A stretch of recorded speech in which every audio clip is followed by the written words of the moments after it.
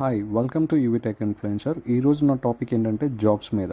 నేను ఎందుకు ఇది వీడియో చేస్తున్నానంటే నాకు కంప్లీట్గా 8 years ఎక్స్పీరియన్స్ ఉంది. ఈ జాబ్ అప్లికేషన్స్ ఎలా పోస్ట్ అవుతాయి, ఎలాగ అప్లై చేస్తాము, ఎలా రిజెక్ట్ చేస్తారు, ఏ బేసిస్ మీద రిజెక్ట్ చేస్తారు, నిజంగా మీరు రిక్రూటర్ చూస్తారా చూడరా అనే దాని మీద.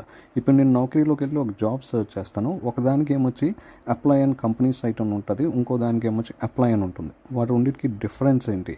మీరు అప్లై చేసిన తర్వాత ఒక్కసారి మీ రెజ్యూమే సబ్మిట్ చేసిన తర్వాత మీకు కాల్స్ ఎందుకు రావట్లేదు, ముందే ఎందుకు రిజెక్ట్ అయిపోతున్నాయి, ఇలాంటి విషయాలన్నీ కూడా అసలు ఏం జరుగుతుంది ఆ ప్రాసెస్ అనే విషయాలన్నీ నేను చెప్తాను. ట్రస్ట్ మీ, ఇందులో నేను ఏమీ ఫేక్ పెట్టట్లేదు, ఎవరిని చీట్ చేయట్లేదు. ఇది ఎలా జరుగుతుందనే ప్రాసెస్ మాత్రం మీకు చాలా క్లియర్గా చెప్తాను.